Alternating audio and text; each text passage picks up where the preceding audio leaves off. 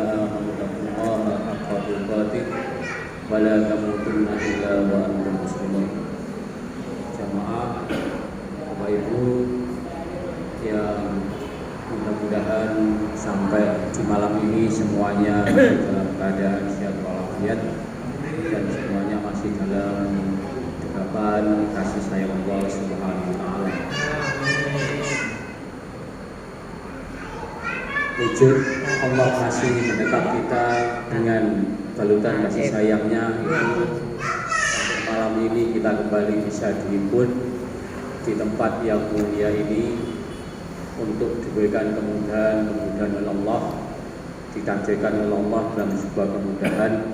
Salah satunya adalah Allah menjanjikan bahwa kalau Allah itu memberikan kemudahan kepada hambanya, itu akan dimudahkan dalam memahami persoalan-persoalan agama. Artinya dengan kita tetap semangat menuntut ilmu, semangat untuk menghadiri majelis taklim, itu adalah bagian Allah akan menjadikan kita untuk dimudahkan dalam memahami persoalan agama. Dan itu kemudian kita akan masuk bagian dari orang-orang yang diberikan kebaikan-kebaikan oleh Allah Subhanahu wa taala. Kata Nabi, "May yuridillahu bihi khairan yufaqihu fiddin." Jadi Allah itu kalau menghendaki seorang dalam kebaikan, maka salah satu pintu masuknya adalah dengan kita digampangkan dalam memahami masalah-masalah agama. Dan alhamdulillah kita insya Allah tidak hanya setiap malam Jumat jamaah salam ini berkumpul untuk berhimpun diri dalam rangka untuk taklim, dalam rangka untuk menambah wawasan agama. Lewat komandonya Ustadz Sajari ini mungkin jamaah kita, semangat kita untuk berkumpul di luar malam Jumat juga banyak. Makanya sangat tepat kalau kemudian kita punya keyakinan Allah akan menjadikan kita menjadi pilihan-pilihan hambanya yang baik, karena kita suka dengan menghadiri majelis taklim, dan dengan demikian kita akan dimudahkan dalam memahami persoalan-persoalan agama. Yufaqihu fiddin. Tapi sesungguhnya di hadis yang lain juga Nabi menyampaikan bahwa siapa yang dikehendaki oleh Allah dengan kebaikan itu akan diuji dengan ujian-ujian. Jadi yang dikehendaki kebaikan itu akan dimudahkan dalam memahami agama, yufaqihu fiddin. Tapi di hadis yang lain itu mayyuridillahu bi khairan yusib minhu. Jadi kalau kita itu ingin dibawa Allah dalam nilai kebaikan, maka siap-siap untuk diberikan ujian. Tetapi cara menghadapi ujian bagi orang yang alim, yang memahami agama, dengan yang tidak itu beda. Makanya insya Allah kita ini bagian dari hamba Allah yang ketika diberikan ujian oleh Allah itu berbeda cara pandangnya dengan yang tidak biasa bermajelis ilmu. Kita itu kalau diberikan ujian dalam memahaminya itu kan mesti melihat hikmah di balik ujian itu. Mesti kita kalau yang berilmu, yang sering menghadiri majelis taklim, yang difahamkan oleh Allah dengan memahami agama, itu setiap menghadapi musibah dengan orang yang tidak dimudahkan oleh Allah dalam mengkaji ilmu itu sangat jauh beda. Sangat jauh beda. Kita sama-sama diuji, misalkan punya pasangan hidup yang cerewet ya, itu sudah beda. Kalau yang tidak berilmu itu mesti bawaannya akan kita dibikin kesel. Tapi kalau kita sering menghadiri majelis taklim dan berilmu, itu kita cara pandangnya akan berbeda. Alhamdulillah istri saya masih sehat kan, masih bisa ngomong. Artinya Allah masih memberikan kasih sayang yang luar biasa. Kita diuji anak kita misalkan yang kecil-kecil itu setiap hari rumah kita berantakan. Kalau kita tidak punya ilmunya, itu bikinnya mesti emosi, pegel aja. Karena harus rapi ini, rapi itu, setiap jam kita harus menata lagi. Itu yang tidak punya ilmu. Tapi kita yang sering ngaji, cara pandangnya, perspektifnya akan mengambil hikmah di balik itu. Membayangkan seandainya rumah kita bersih tapi anak kita di rumah sakit ya kan. Itu luar biasa. Makanya mayyudillahu bi khairan yufaqihu fiddin. Tapi seiring dengan itu Allah juga menyampaikan dengan nabinya, mayudillahu bi khairan ya yusib minhu. Kita akan selalu diberikan ujian-ujian, musibah-musibah. Bapak sekalian yang dirahmati Allah SWT, minggu yang lalu kita sudah hampir selesai membahas tentang bab jamak dan qasar, menggabung sholat dan sekaligus meringkas sholat. Dalil umumnya sudah kita sampaikan ya, bahwa sepanjang kita itu tidak dihimpit dengan satu problem dalam melaksanakan sholat, artinya waktu yang kita punya itu normal-normal saja, maka panduannya jelas, Quran surat keempat ayat 103, bahwa sholat itu sesungguhnya bagi kita orang mukmin harus dilakukan tepat pada waktunya. Inna sholata kana 'alal mu'minina kitaban mawquta. Itu dalil umumnya. Tetapi ketika kita dalam masalah berbenturan dengan waktu, dengan kondisi ketika dalam situasi yang tidak sehat, dalam situasi keadaan alam yang tidak mendukung, maka agama itu hadir untuk memberikan solusi-solusi yang menggampangkan. Jadi agama yang kita peluk, agama Islam yang harus sekalian ini sesungguhnya kehadirannya tidak perlu kita lihat dengan perspektif yang sulit-sulit, tidak. Allah menyampaikan, wa ma ja'ala 'alaikum fid dini min haraj. Jadi agama ini diciptakan Allah kepada kita itu bukan dalam bentuk yang membuat kita sempit. Makanya dalam keadaan kita perjalanan, kemudian dalam keadaan kita ketakutan, dalam keadaan kita hujan, ya, sakit, itu sholat yang mestinya 4 bisa jadi 2. Sholat yang mestinya itu harus dilakukan pada kita mau kita, bisa kita gabung atau kita jamak. Di ayat yang lain Allah juga menyampaikan kepada kita bahwa Allah itu menghendaki kemudahan kepada kita dan tidak menghendaki kesulitan kepada kita.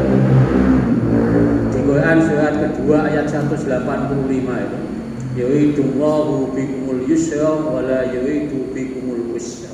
Jadi Allah itu semangatnya kepada hambanya itu adalah selalu mengajak kepada kemudahan-kemudahan dan tidak menghendaki kepada kesulitan-kesulitan. Banyak hadis juga yang menjadikan kita itu semakin bahagia dalam beragama. Dalam beragama, terutama dalam melaksanakan persoalan-persoalan ibadah, itu kita oleh Allah diberikan satu kemudahan-kemudahan, terutama dalam bab sholat yang kita diperkenankan untuk menjamak dan sekaligus puasa. Bapak sekalian, saya hanya ingin mengingatkan kajian kita minggu yang lalu bahwa sholat jamak itu tidak kita temukan dalilnya di dalam Al-Quran, tetapi itu bisa kita lihat berdasarkan petunjuk dan perilaku sunnah fiqhiyahnya Nabi. Tetapi kalau sholat meringkas, sholat qasar, itu temuan dalil umumnya bisa kita lihat lewat panduan nas Al-Quran, terutama di Quran surat 4 surat An-Nisa ayat 101. Ulang lagi, Quran surat An-Nisa, Quran surat 4 ya, ayatnya 101. Kalau perintah untuk melaksanakan sholat dalam keadaan normal itu tepat pada waktunya, itu ada di Quran surat An-Nisa atau Quran surat 4 ayat 103. Inna sholata kanat 'alal mu'minina kitaban mawquta. Tapi untuk panduan kita diperbolehkan melakukan sholat meringkas, sholat qasar itu adalah wa idza qadaytum fil ardi fala junaha 'alaikum an taqsuru fis sholat. Ketika kalian itu melakukan perjalanan di atas bumi, maka tidak dosa bagi kalian itu untuk an taqsuru fis sholat, yaitu mengqasar sholat. Tetapi ayat ini dilanjutkan dengan in khiftum ayaftinakum 'alal ladina kafaru. Ketika kita khawatir untuk diintimidasi oleh kelompok-kelompok orang yang kafir. Jadi awal ayat ini itu perintah atau diperbolehkannya untuk meringkas sholat itu dalam keadaan tidak aman, dalam keadaan perjalanan, tetapi dalam pantauan dan intimidasi orang kafir, boleh mengkosongnya. Tetapi Nabi kemudian memberikan banyak contoh bahwa tanpa keadaan perang, tanpa keadaan menakutkan, Nabi itu juga dalam banyak hadis mencontohkan menjamak dan sekaligus puasa.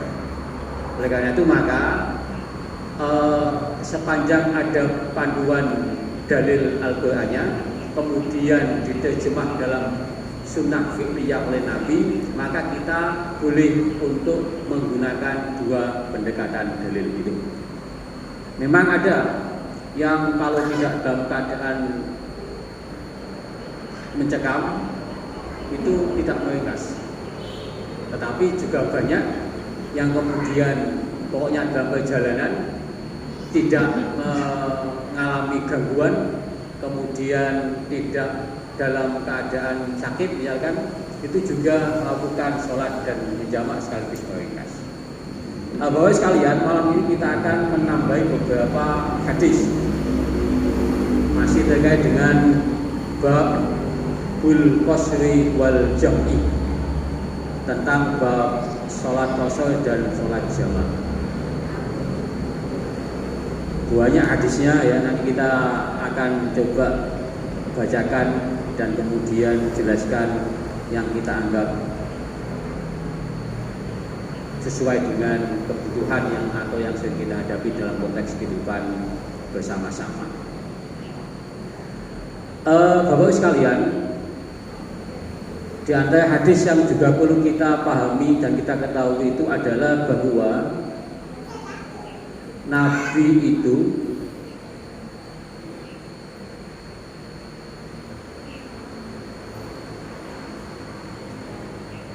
pernah dalam waktu 19 hari itu mengkosori sholat. Jadi Ibnu Abbas qala aqama Nabi sallallahu alaihi wasallam tis'ata asyarata yaksul. Jadi Nabi itu pernah menetap. Tentu konteks hadisnya ini menetap dalam satu kepentingan perjalanan.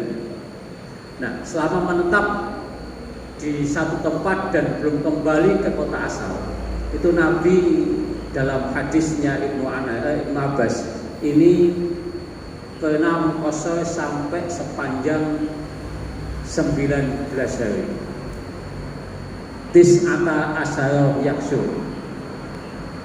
Yang kedua, ada hadis juga An Anasin kharajna ma'an Nabi minal Madinati ila Makkah fakana yusalli rakaataini hatta raja'na ilal Madinah.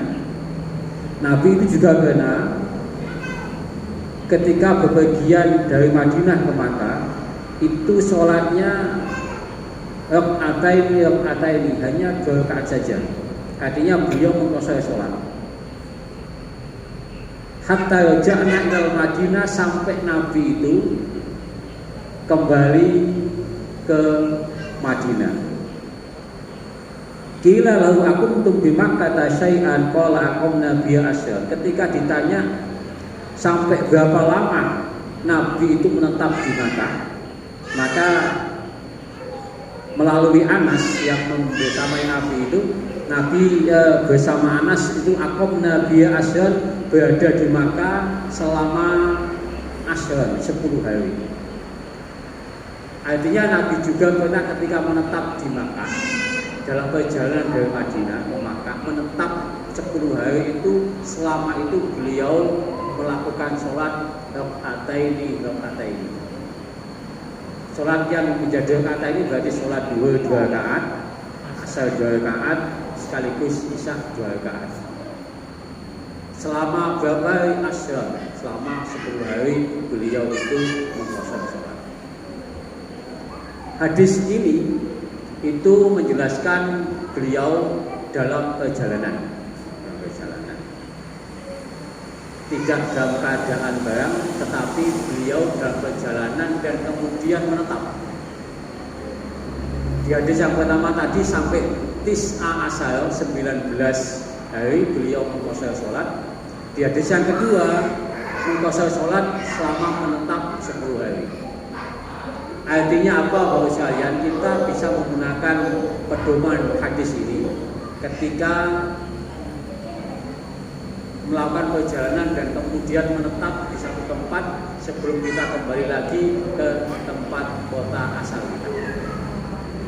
Apalagi sampai kalau kemudian tidak menetap ya, kemudian kita tidak menggunakan rukhsah atau keringanan yang diberikan oleh Allah, kemudian kita tidak mengqasarnya, maka dalam konteks ini kita menjadi bagian dari hamba Allah yang maaf sombong ya, sombong.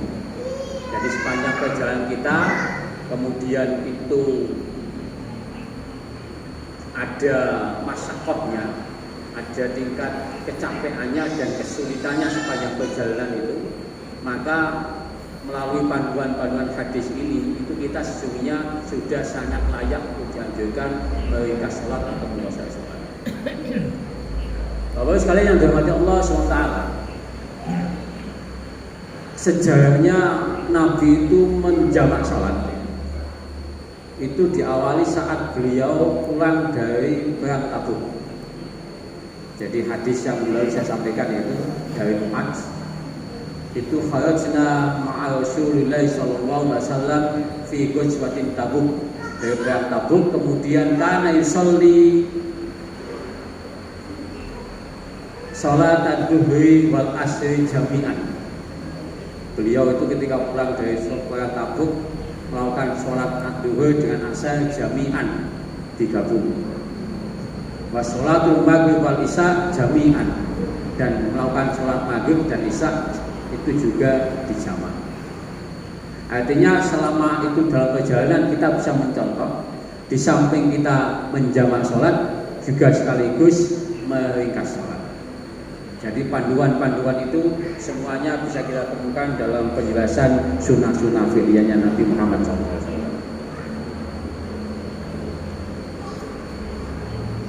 Selanjutnya hadis juga yang butuh untuk kita baca bersama-sama itu adalah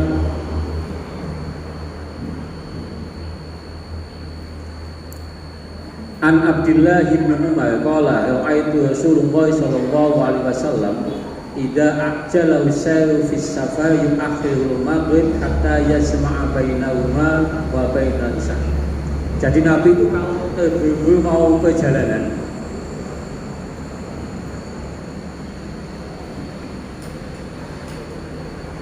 dan beliau ingin cepat dalam perjalanan itu, maka sholat maghrib dan isya itu dijamak pada saat waktu isya. Artinya Nabi ini pernah mencontohkan praktek sholat menggabungkan dua waktu sholat di akhir waktu sholat. Maka istilah ulama fikih itu disebut dengan jamak takhir. Jadi beliau ingin mempercepat perjalanan supaya tidak terganggu, maka maghrib sama isya itu beliau gabungkan sholat dua waktu itu di waktu isya. Artinya beliau pernah mempraktekkan sholat jamak takhir.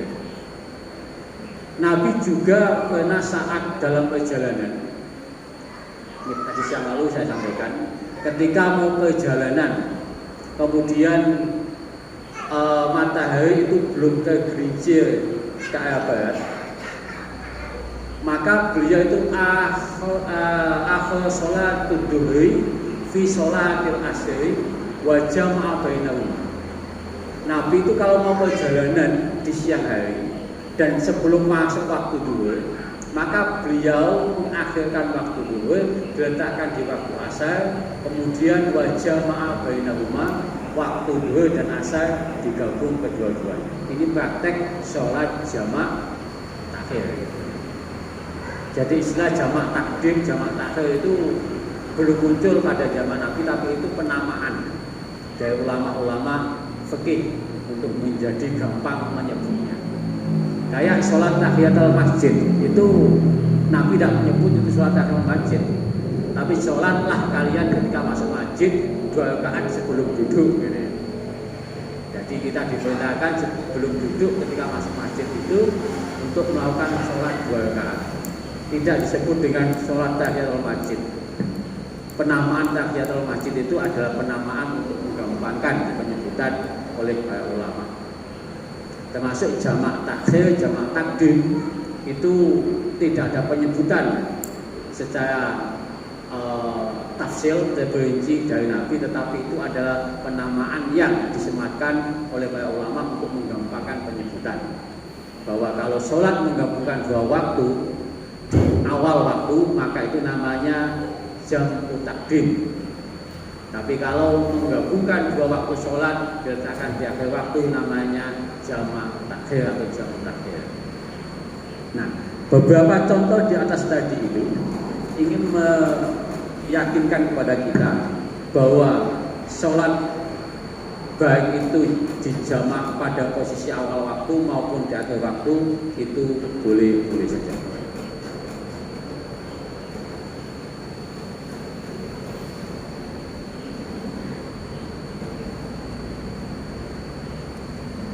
Minggu yang lalu ada yang bertanya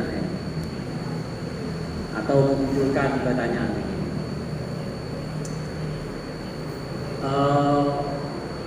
Ketika kita dalam rombongan, kemudian rombongan kita itu belum sempat sholat maghrib dan isya, kemudian tiba di satu persinggahan masjid pas waktu isya, dan kemudian di masjid itu sedang dilakukan sholat jamaah isya. Apakah kita harus langsung gabung dengan sholat jamaah isya itu? Apakah kita menunggu selesai sholat jamaah yang dilakukan di masjid itu selesai, kemudian kita mengadakan jamaah sendiri? Atau bagaimana? Ini pilihan-pilihan yang kalau dalam penjelasan hadis itu tidak kita temukan, tetapi itu kemudian diijtihadi oleh para ulama, dan itu akhirnya menghasilkan beberapa kaifiyah atau praktek untuk menerjemahkan dan melakukan kasus-kasus semacam di atas tadi itu. Termasuk misalkan di antara kita itu ketika sholat jamak misalkan maghrib sama isya, kita ingin melakukan di waktu isya, itu ada yang melakukan sholat isya dulu baru kemudian maghrib, ada begitu. Sebagian besar juga ketika jamak takhir dilakukan maghrib sama isya, itu melakukan sholat maghrib dulu baru kemudian isya, ada begitu. Itu kaifiyah para ulama berbeda pendapat karena memang dalil umumnya tidak ditemukan. Yang ada hanya sholat takdim yang dipraktekkan Nabi dan sholat takhir yang dipraktekkan Nabi. Nah, kasus misalkan tadi itu kita nyampe di satu masjid pas sholat isya sedang diberlangsungkan, sementara kita belum sholat maghrib, maka pilihannya ada 2. Kita menunggu sampai selesai sholat isya yang dilangsungkan di masjid itu selesai secara utuh, baru kemudian kita sholat berjamaah dengan rombongan kita sholat jamaah takdim, maghrib dan isya. Kalau sepanjang itu masih dalam perjalanan, monggo silakan jamaknya sekaligus dikosor. Maghrib tidak boleh 1,5, tetap 3, tetapi isyanya diringkas menjadi 2. Tetapi kalau kita saat sudah sampai di rumah, maghrib dan isya, kita nyampe rumahnya itu jam 8, belum maghrib belum isya, maka tidak boleh dikosor, tetapi masih boleh dijamak. Karena berdasarkan masyakohnya, kita masih dalam tanda petik. Yang kedua juga dalam rangka kehati-hatian, kekhawatiran pakaian yang kita pakai sepanjang perjalanan itu dijamin kesuciannya, tidak menjamin kesuciannya. Maka kita pastikan nyampe rumah, mandi, bersih, suci, kemudian kita sholat maghrib sama isya. Tetapi ketika sampai di tempat kita tinggal, di mana kota kita itu berada, terutama sampai di rumah kita, maka jamaknya diperbolehkan, tetapi kosornya sudah tidak diperbolehkan. Karena dalilnya tadi itu, fa idza qaddartum fil ardi fala junaha alaikum an taksuru. Posisinya adalah ketika masih dalam perjalanan. Dan contoh Nabi di awal tadi itu perjalanan mukim di satu kota, bukan asli kota tempat tinggal kita. Dari Makkah ke Madinah, dari Madinah ke Makkah, Nabi sepanjang di Makkah itu 10 hari melakukan sholat qasar. Ketika kembali ke Madinah, maka sholat sebagaimana biasa. Kita bisa contoh nanti misalkan perjalanan jauh kita dan kemudian kita mukim, maka pedoman-pedoman sunnah fi'liyah Nabi di atas tadi itu bisa kita jadikan sebagai cara pandang kita dalam beribadah. Bapak-bapak sekalian, masih lamanya nih? Masih 47 masih 20. Nah, ini tadi hadis yang saya sampaikan di awal. An Anasin qala kana Nabi sallallahu alaihi wasallam idza tahala qabla an tazigha syamsu. Ketika Nabi itu dalam perjalanan sebelum tazigha syamsu, sebelum matahari tergelincir ke arah barat, akhadduhu ila waqtil asri, beliau mengakhirkan waktu duhur ila waqtil asri untuk jadian di waktu asar. Summa yajma'u bainahuma, kemudian beliau menggabungkan di antara keduanya di waktu asar. Wa idza zabat salat duhur summa raqiba. Tetapi ketika mau perjalanan dan matahari sudah tergelincir ke arah barat, beliau sholat duhur dulu. Summa raqiba, baru kemudian melakukan perjalanan. Jadi hadis ini juga ingin memberikan contoh kepada kita, pilihan kepada kita, bahwa kalau kita mau perjalanan jauh dan kemudian kita berangkatnya itu sebelum waktu duhur, maka pilihannya adalah karena masih menunggu waktu duhur masih lama, dikhawatirkan kena macet dan sebagainya, bisa langsung kita berangkat. Waktu duhur kita di tengah perjalanan, nanti kita akhirkan duhur bersama-sama asar. Tetapi ketika kita berangkat itu sudah masuk waktu duhur, maka sholat duhur dulu, baru kemudian berangkat. Di sini tidak ada penjelasan Nabi melakukan sholat asar di waktu sholat duhur, meskipun itu dibenarkan. Karena duhur dan asar itu adalah penjelasan minggu yang lalu adalah waktu mustar, waktu yang tergabung, yang itu kemudian boleh dijadikan pedoman dua waktu sholat untuk digabung. Asar diletakkan di duhur, duhur diletakkan di asar. Yang tidak boleh itu ketika matahari belum tergelincir, posisi masih di tengah atau belum di tengah, kita sholat, itu yang dilarang. Atau waktu setelah sholat asar, itu kita dilarang sholat. Atau waktu setelah subuh, itu juga kita dilarang sholat. Pertanyaannya, misalkan kita pas habis asar, sholat asar di satu masjid, kemudian kita perjalanan ke masjid asal, kita wudhu, kemudian masuk masjid, kita sholat tahiyatul masjid, waktunya habis asar, kira-kira diperbolehkan apa tidak?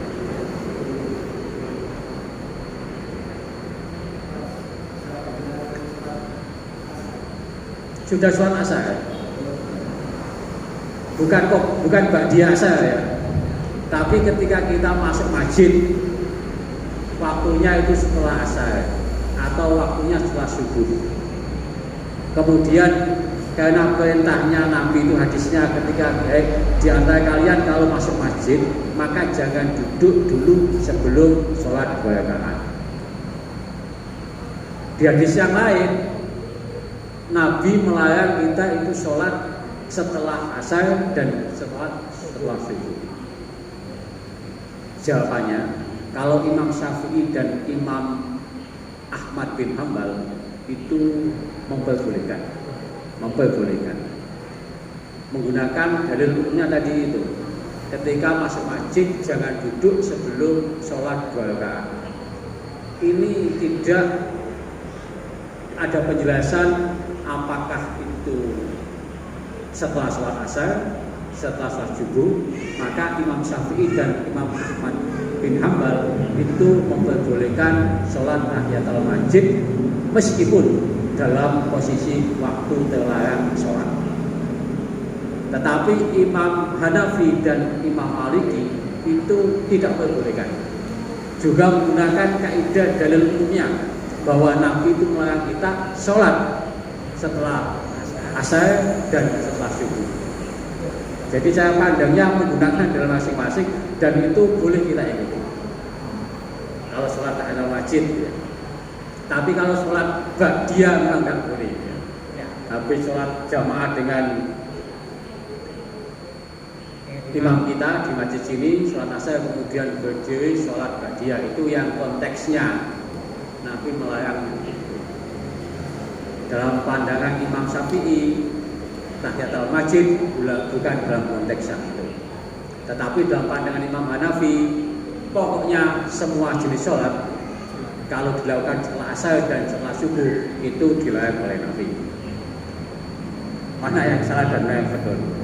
Yang salah yang sholat sama sekali. Yang salah yang tidak sholat sama sekali. Tapi kayak kita ini kan kayaknya jarang ya.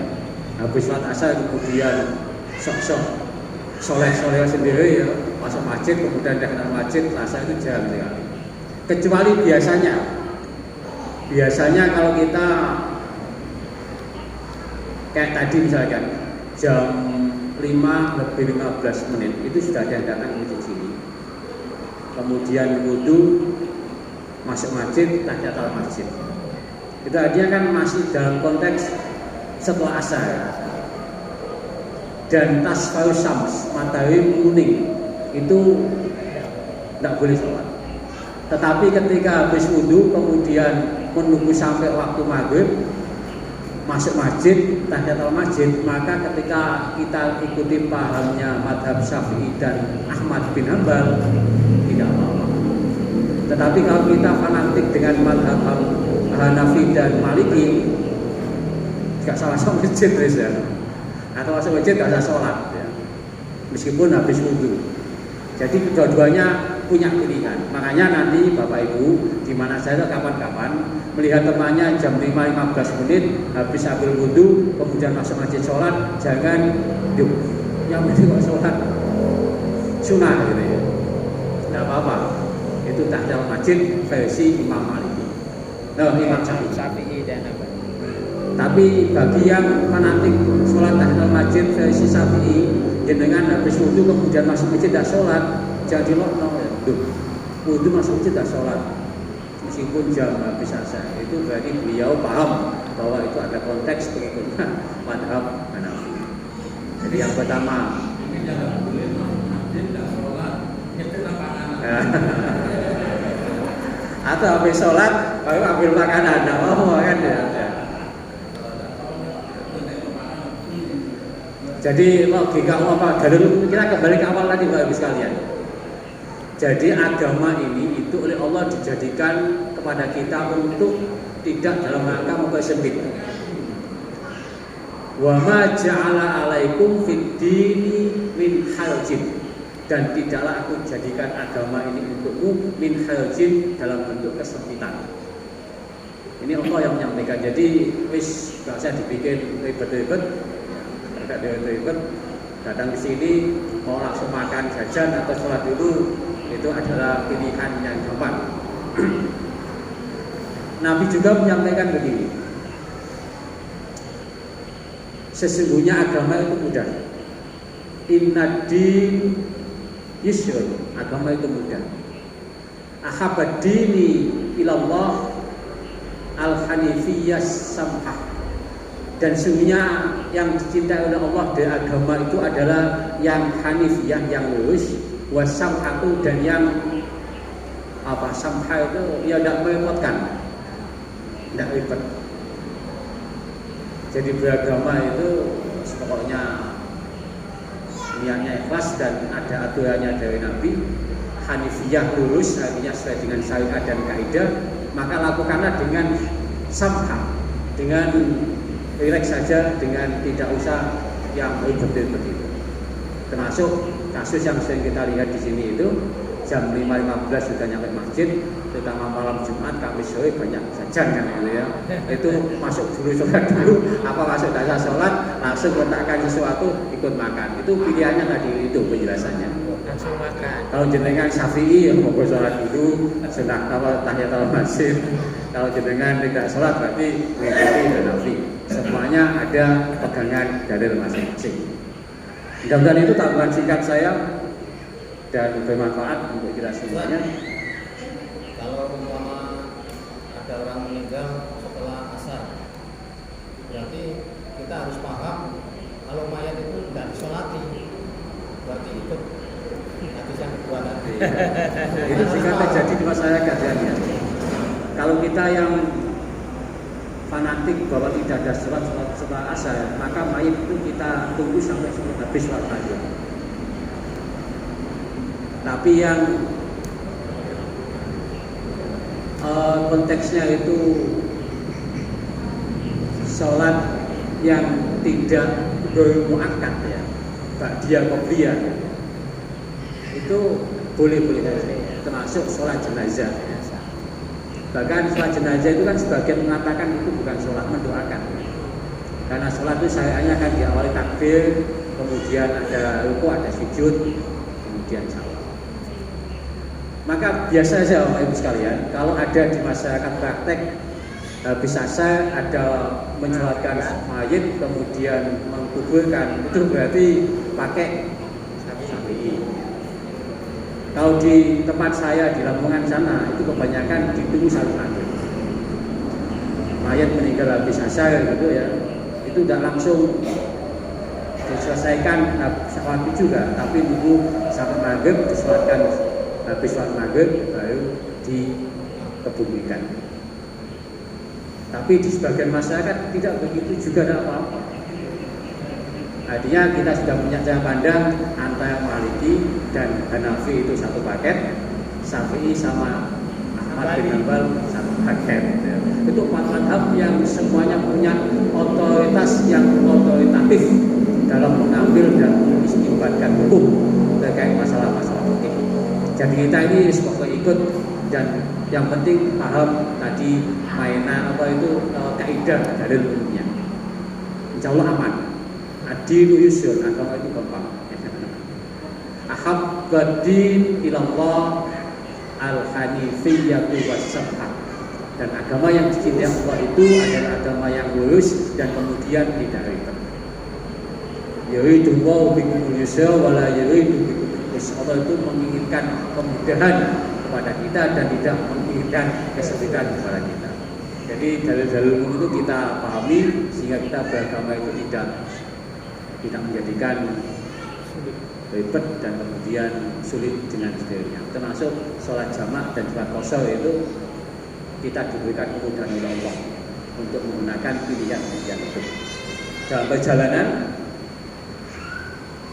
silakan jamak dan qashar itu luar biasa mudah ya. Jangan sampai dalam perjalanan itu tidak mau jamak, tidak mau qashar.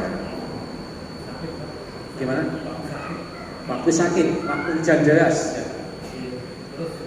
Kemudian waktu hujan deras itu batasannya di saat muadzin as-sholatu sholat di rumah lebih baik ya. Solu fi buyutikum. Itu batasannya hujannya bagaimana? sholat jamak kalau waktu hujan itu, kalau posisi sedang di masjid itu diperbolehkan. Jadi kita tadi misalnya habis sholat maghrib, kemudian habis sholat maghrib hujan deras diikuti dengan petir yang luar biasa, maka disunahkan bisa langsung jamak isya. Tetapi kalau posisi bermukim di rumah, habis sholat maghrib, kemudian meskipun hujan deras, itu tidak diperkenankan untuk menjamak.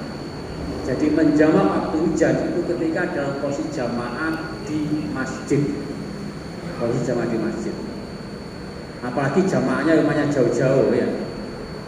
Tidak berdekatan. Kalau di rumah kan mau ngapain kan, jadi habis sholat di jamaah isya itu sudah bisa memposisikan untuk kembali ke rumah masing-masing. Demikian Bapak sekalian, mohon maaf kurang lebihnya, kita lanjutkan kajian kita di minggu yang datang. Mudah-mudahan Allah masih memberikan usia panjang pada kita, kesehatan, dan kita kembali di masjid ini dengan keadaan sehat walafiat. Amin. Aku qouli hada. Assalamualaikum warahmatullahi wabarakatuh. Waalaikumsalam.